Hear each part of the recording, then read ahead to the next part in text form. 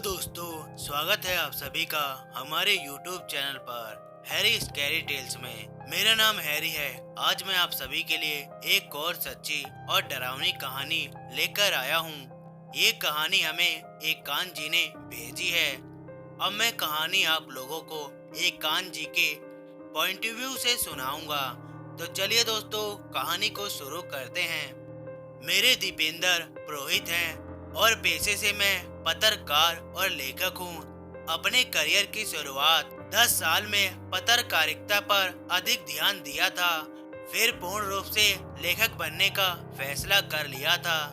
5 साल पहले ही मेरी पहली बुक लॉन्च हुई थी, जो कि उम्मीद से कई गुने बिकी। फिर मैंने लगातार 4 और पुस्तक लॉन्च की, जो काफी सफल रही।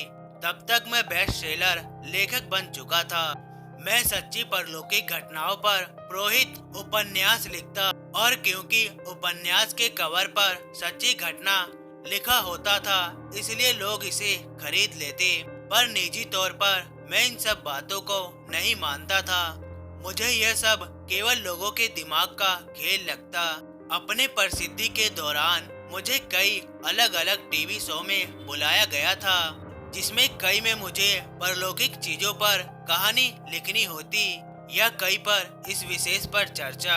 जब भी सवाल आता कि क्या मैं इन सब बातों पर यकीन करता हूँ, तो मैं मजबूरी में जवाब देता, हाँ, क्या करें, करना पड़ता है। लिखना एक ऐसा पेशा है जहाँ आपको दिखावा और व्यापार करना आना चाहिए, नहीं तो आपको कौन पढ़ेगा। आपको पाठकों को आकर्षित करना आना चाहिए। इसी सिद्धांत पर मैंने अपनी सभी 5 पुस्तक लिखी। लगातार 4 हिट पुस्तक देने के बाद मुझे यकीन हो गया था, मैं इससे भी बढ़िया कर सकता हूँ और इससे अधिक कमा सकता हूँ। मेरे प्रकाश मेरी पुस्तक से होने वाली कमाई का 45% ले लेते थे, जो मुझे बिल्कुल पसंद नहीं आया। शुरुआत में मुझे केवल 30% ही रियल्टी मिली थी, पर फिर अपनी पहली 2 पुस्तक की उम्मीद से अधिक बिकने के बाद मैंने अधिक जोर दिया, और फिर कहीं जाकर मुझे 65% मिलने लगा था। अपनी 5वीं पुस्तक के प्रकाशन के लिए मैंने अपनी आधी संपत्ति लगा दी और करीब 12 लाख प्रतियां छपवाई। साथ ही पहले से 15% दाम भी बढ़ा दिया, पर जैसी उम्मीद थी वैसा नहीं हुआ और मुझे घाटा हुआ। मुझे पूरा यकीन है कि यह काम मेरे पूर्ण प्रशासकों का ही था, जो नाखुश थे मुझसे। उन्होंने ही कुछ किया होगा मेरी कामयाबी में बाधा डालने के लिए, पर मैंने हार नहीं मानी और मेरे दिमाग में एक शानदार युक्ति सूझी। मैंने फैसला किया कि मैं अब जाऊंगा भारत के सबसे भूतिया स्थानों में से एक मध्य प्रदेश का तुम्बी घाटी में। मेरा एक खास मित्र है जो तुम्बी रियासत का शाही घराने का वंशज था, विजय सिंह। यूं ही कुछ दिन पहले उससे मुलाकात हुई और उन्होंने बताया कि तुम्बा में उनकी कुछ जमीनें और इमारत हैं, और अब उनमें से एक इमारत है जो उनके पुरखों ने वन विभाग को किराए पर दी थी। ये इमारत वाली घाटी के जंगल के मुख्य द्वार के समीप ही बनी थी। तुम्बा के महाराजा शिकार जाने पर यही ठहरते थे। फिर ये इमारत उन्होंने वन विभाग को दे दी ताकि वहां से निगरानी रख सके जंगल पर। लेकिन कुछ साल बाद ही वन विभाग के लोगों ने उस इमारत को छोड़ दिया। तुम्बा घाटी में भूत प्रेत का वास है, ऐसा मानते हैं, और यही कारण था कि वन विभाग के लोगों ने भय के कारण उस इमारत को त्याग दिया। अब वो इमारत यूं ही वीरान पड़ी है। इसी पर मुझे विचार आया, क्यों ना मैं इस इमारत में रहूं कुछ दिन और अपनी परलौकिक अनुभव पर पुस्तक लिखूं। अब तक मैंने जो पुस्तक लिखी थी वो अन्य लोगों के अनुभव पर थी। यदि मैं कहूं कि यह घटना मेरे साथ हुई है और सच्ची है, तो मेरी पुस्तक सुपरहिट हो जाएगी, पक्की। भले ही मैं इन सब बातों पर यकीन नहीं करता, पर झूठ लिखने में बुराई क्या है। दुनिया में करोड़ों लोग परलौकिक शक्ति जैसी झूठी बातों पर यकीन करते हैं, और कई लोग इसे अंधविश्वास के सहारे करोड़ों कमा रहे हैं। मैंने विजय से बात की और उनसे कहा कि वो मुझे उस इमारत में कुछ महीने रहने दें, फिर मैं अपने अनुभव पर पुस्तक लिखूंगा और वो 100% सुपरहिट साबित होगी, जिसके बाद विजय सिंह की यह इमारत मशहूर हो जाएगी। कई लोग हैं दुनिया में जो भूतिया इमारत से काफी पैसा कमा रहे हैं। विजय को केवल उस इमारत को थोड़ा रिपेयर कराना है और लोगों के लिए खोल देना है। पूरे देश से लोग उसे भूतिया इमारत को देखने आएंगे और फिर इस वीराना इमारत से विजय की कमाई भी हो जाएगी। विजय को आइडिया अच्छा लगा क्योंकि इसमें हम दोनों का बराबर का फायदा था। तो मैं फिर आ गया तुम्बा रहने लगा इस इमारत में, जिसका नाम था लीला। लीला एक 3 मंजिला हवेली थी जो बाहर से किसी महल की तरह लगती थी। इसमें 20 कमरे थे और एक तहखाना भी। अधिकतर कमरे बंद पड़े थे और मुझे सबसे नीचे मंजिल वाला कमरा ही उपयोग करने लायक था। कमरा राजपुताना और अंग्रेजी वस्तु कला मेल में लगता। मुझे यहाँ आए केवल 2 हफ्ते ही हुए और अब तक मेरे साथ कुछ भी भूतिया गतिविधि नहीं हुई।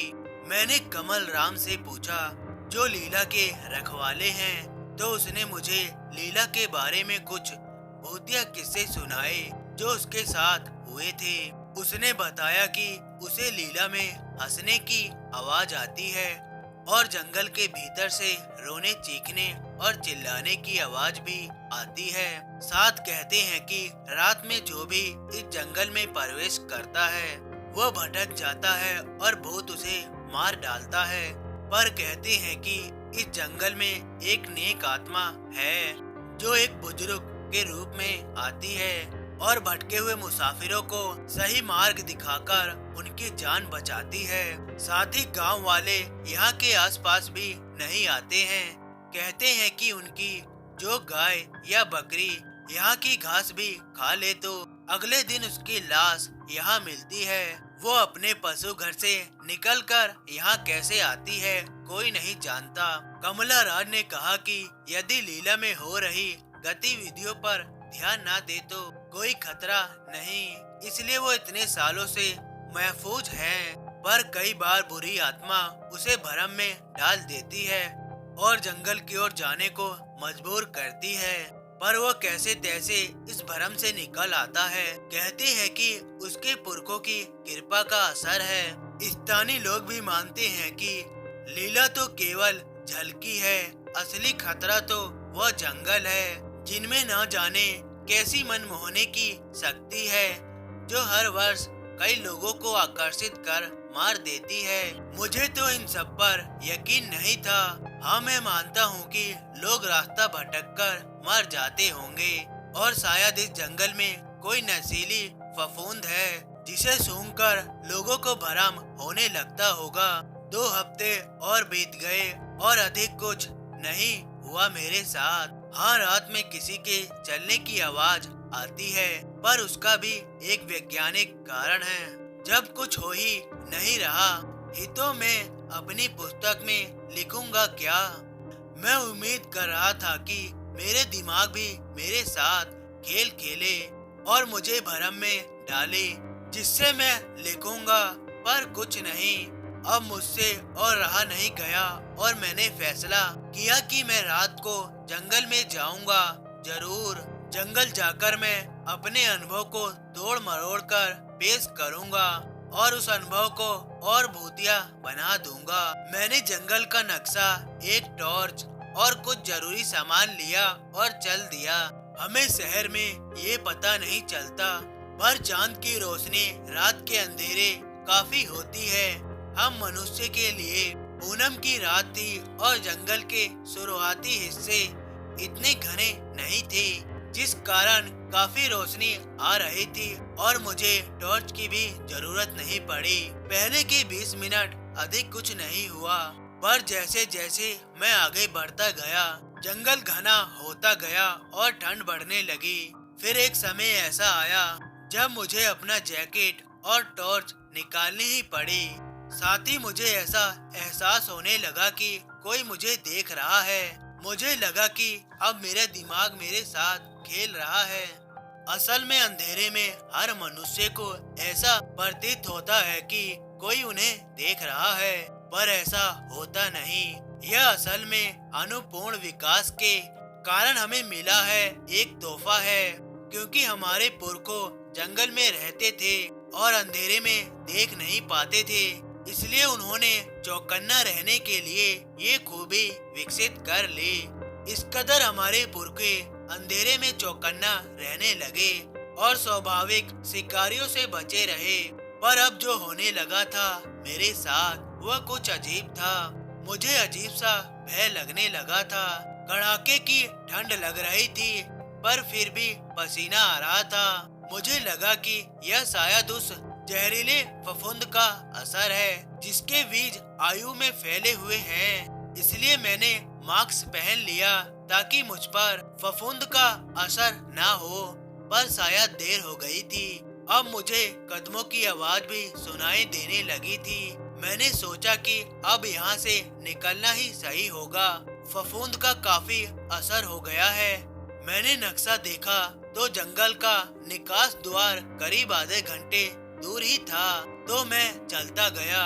मैंने असल में जंगल का सबसे छोटा मार्ग चुना था, क्योंकि यह पहली बार था और मुझे इसका अनुभव लेना था। अगली बार मेरा विचार जंगल में ही रात बिताने का था। मैं आगे बढ़ा और मुझे अपनी बाईं ओर से कुछ आवाज आई, तो मैंने वहाँ टॉर्च मारी तो एक 7 से 8 साल का लड़का दिखा। मुझे थोड़ी हैरानी हुई कि इतना छोटा बच्चा इतनी रात को अकेला क्या कर रहा है। मैंने सुना है कि आजकल कई लुटेरे रात को सुनसान मार्ग पर ऐसे ही बच्चों को रख देते हैं, और जब कोई मुसाफिर उस बच्चे के करीब जाता है तो वो बच्चा मुसाफिरों को कुछ नशीला सुंघा लेता है और फिर लुटेरे उस मुसाफिर को लूट लेते हैं। इसलिए मैं सतर्क के साथ एक अच्छी दूरी से उससे बात करने की कोशिश करता रहा, पर वो बच्चा कुछ नहीं बोला। इसलिए मैं आगे बढ़ गया, पर तभी उसके मुंह से आवाज निकली और तभी मेरी नजर उस पर गई। उस बच्चे की आंख पूरी तरह से लाल थी, न कि केवल पुतलियां बल्कि पूरी आंख। और तभी वह बच्चा मेरी तरफ लपका और मैं तेजी से आगे दौड़ा। वह बच्चा क्या था यह विचार मैंने मन में नहीं आया। मुझे तो बस उससे खतरा महसूस हुआ और मुझे बस अपनी जान बचानी थी। मैंने नक्शे में देखा तो पाया कि मैं निकास के करीब हूँ। मैं दौड़ता रहा और मुंह पीछे मोड़कर नहीं देखा, पर मुझे उस चीज के दौड़ने की आवाज साफ साफ आ रही थी। पर काफी देर तक जब निकास नहीं दिखा तो मुझे एहसास हुआ कि कुछ गड़बड़ है, और मैंने पाया कि मैं उसी जगह पर केवल गोल गोल चक्कर काट रहा हूँ। अब मेरा भय काफी बढ़ गया था, साथ ही मुझ में और ताकत नहीं बची थी और भाग पाने की मैंने उम्मीद खो दी थी, और मुझे लगा कि कुछ ही क्षण में मैं थक कर गिर जाऊंगा और यह चीज न जाने मेरा क्या असर करेगी। बस तभी मेरे पैरों ने जवाब दे दिया और मैं गिर पड़ा। गिरते समय बस पहली और आखिरी बार मैंने ईश्वर को याद किया। तभी मुझे दाईं ओर से एक जोरदार आवाज आई, उठो, यदि तुम्हें बचना है तो मेरी तरफ भागो। मुझे उस दिशा में एक बूढ़ा व्यक्ति जो करीब 70 साल का होगा वो खड़ा दिखा। मुझे लगा कि शायद ये भी इस जंगल का कोई छलावा है, पर फिर भी मैंने उन बूढ़े व्यक्ति का कहा मानने की सोची। यदि ये भी छलावा ही है तो क्या फर्क पड़ता है, यहाँ भी मरना है और वहाँ भी। मैंने अपनी पूरी ताकत समेटी और दौड़ पड़ा उस बूढ़े की ओर, और फिर मैंने पाया कि जंगल से बाहर निकल चुका हूँ और सूरज भी निकलने ही वाला था। मैं हैरान था कि आखिर यह क्या हुआ। साथ ही मैंने उस बूढ़े को काफी ढूंढा, पर वो वहाँ कहीं भी नहीं था। शायद वो वही प्रसिद्ध नेक रूह थी जो भटके हुए मुसाफिरों को उस मायावी जंगल से निकालती है। अगले दिन ही मैं कमल राम के साथ गया और मैंने उस नेक रूह को समापित छोटा सा मंदिर पर भेंट चढ़ाई मेरी जान बचाने के लिए। मुझे आज भी याद है जब मैंने अपनी 10वीं की अंतिम मुख्य परीक्षा दी थी। तब शिक्षक ने प्रश्न पूछा था मुझसे, भविष्य में क्या बनना है। मैंने उत्तर दिया था, लेखक बनना है। लेखक बनकर क्या करोगे? और अब तो मैं कुछ उत्तर नहीं दे पाया था। मुझ में बचपन से लिखने की कला थी और लिखने से मुझे आनंद प्राप्त होता था। फिर बालिग हुआ तो एहसास हुआ कि लिखने से पैसे नहीं कमाए जा सकते। यदि पैसे कमाने हैं तो मुझे अपनी लेखनी बेचनी आनी चाहिए। और मैंने फिर वही किया और व्यापार के तरीके सीखे और फिर एक सफल पत्रकार बना और फिर लेखक। पैसे भी खूब कमाए, साथ ही लालच और घमंड भी, जिसने मुझे कब अंधा बना दिया पता ही नहीं चला।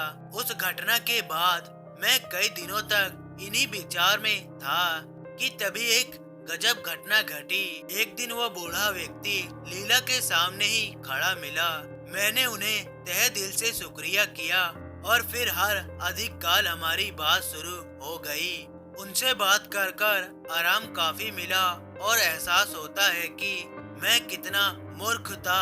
आज तक मैं इन भौतिक मोह माया में खुशी ढूंढता रहता था और इसलिए मैं अपनी जान भी गंवाने वाला था। जब जान ही चली जाती तो इस जीवन का क्या लाभ होता। आखिर जब लीला में मेरी कुछ आखिरी दिन शेष रह गए थे तो मैंने उन बूढ़े रूह से पूछा, दादाजी, मेरे मन में कई दिनों से ये सवाल था। अब मैं तुम्बा छोड़कर वापस जा रहा हूँ तो सोचा जाने से पूर्ण पूछ लूं। मैंने सुना है कि सिर्फ बुरी आत्मा जिनकी लौकिक इच्छाओं का संबंध उन्हें बांध रखता है, केवल वही इस मृत्यु लोक में भटकते हैं। तो फिर आप जैसे नेक आत्मा क्यों अब तक इस पापी दुनिया में है? आपको तो स्वर्ग में होना चाहिए था। दादाजी बोले, जैसा तुमने खुद ही कहा पुत्र, जिन आत्माओं की इच्छा या लौकिक साधना से बंधे हो वही इस मृत्यु लोक में भटकती है। मैं इस संसार में जब जीवित था तब मैंने कई पाप किए थे, कुछ अनजाने में तो कुछ जानबूझकर। इसी कारण मुझे इस धरती पर भटकना पड़ता। जब तक मैं जिया और जब तक मैं रूह के रूप में इस संसार में भटका, मैंने कई मनुष्य को गलत राह पर भटकता देखा और तब मैंने फैसला किया कि जब तक यह दुनिया रहेगी तब तक मैं लोगों की सहायता करूंगा। यह जंगल असल में हमारी बुराई का फायदा उठाता है और हमें भ्रमित करता है। जो लोग अपनी नेकी कायम रख पाते हैं और बुराई के पूर्व वश में नहीं आते हैं, उन्हें बचा लेता हूँ। बस इसीलिए अब मैं भटकता रहता हूँ। मेरी आंखों में आंसू आ गए और मैंने कहा, आप सच में धर्म आत्मा हैं दादाजी। आपने नेकी के लिए मोक्ष तक त्याग दिया और हम अंधे मानो केवल भोग विलास को ही मोक्ष समझकर जी रहे हैं। मैं अब से लिखना त्याग दूंगा और मानव सेवा में अपनी जिंदगी लगा दूंगा। अब मुझे वो पापी काम नहीं करना है। अब मुझे वो पापी जिंदगी नहीं जीनी है। नेक रूह दादाजी बोले, वही हीरा ज्यादा चमकता है जो तराशा गया हो, और अब तो तुम वही तराशे गए हीरे की तरह हैं। तुम ईश्वर की कठिन परीक्षा से होकर गुजरे हो और अब तुम भी नकारात्मक बन चुके हो। तुम्हें कुछ भी अलग करने की जरूरत नहीं। अब तुम्हारे इरादे सही हैं और सही इरादे के साथ जो काम करो वही नेक होता है। तुम अपनी लेखनी का काम गलत इरादे से करते थे, पर अब नेक इरादे से करो। लोगों को अपनी लेखनी से प्रोहित करो नेक काम करने के लिए। यह सुन मेरे मन में एक विचार आया और मैंने कहा, यदि ऐसा है तो फिर मैं आपकी जगह ले लूं। आज से अब आपको हमें गुमराह मानों को भार उठाने की जरूरत नहीं। अब आप बिना किसी चिंता किए स्वर्ग जा सकते हैं जिसके आप हकदार हैं। दादाजी मुस्कुराते हुए बोले, सोच लो पुत्र, यह काम आसान नहीं है। इसमें तुम्हारी जान भी जा सकती है।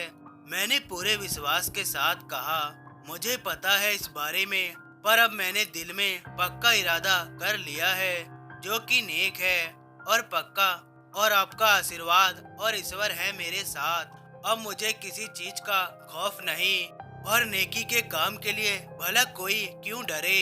तभी दादाजी की रूह से सफेद प्रकाश निकलने लगा और वह धीरे धीरे पारदर्शनी होने लगे। और फिर उन्होंने मेरी तरफ देखकर कहा, अब मेरे मन से बोझ उठ चुका है और अब मैं स्वर्ग जा रहा हूँ। मुझे तुम पर पूरा भरोसा है। श्री हरिदास तुम पर अपनी आशीर्वाद रखे। अलविदा। और तभी जंगल के प्रवेश से सफेद रोशनी निकली और दादाजी उसकी तरफ चले गए और उसी में विलीन हो गए। मैंने अपना लिखना नहीं छोड़ा और आज भी मैं लिखता हूँ और आज मेरी सभी पुस्तक बेस्ट सेलर है। बस फर्क ये है कि अब मैं झूठ छल का सहारा नहीं लेता। जो लिखता हूँ दिल से लिखता हूँ, नेकी के साथ और लोगों को प्रोहित करने के लिए। जिंदगी में मनुष्य को पैसे की जरूरत होती है, इस बात की कोई दो राय नहीं, पर जितनी जरूरत हो उतनी ही मैं अपनी कमाई का आधे से ज्यादा भाग दान कर देता हूँ। साथ ही मैं आज भी लीला में ही रह रहा हूँ। जैसे वादा किया था दादाजी से, मैं हर रात तुम्बा के जंगलों में सैर करता हूँ और भटके हुओं को मार्ग दिखाता हूँ। तो दोस्तों, आप लोगों को कहानी कैसी लगी लाइक और कमेंट करके जरूर बताएं और साथ में हमारे चैनल को भी सब्सक्राइब कर लें। मिलते हैं अगली वीडियो में, तब तक के लिए धन्यवाद।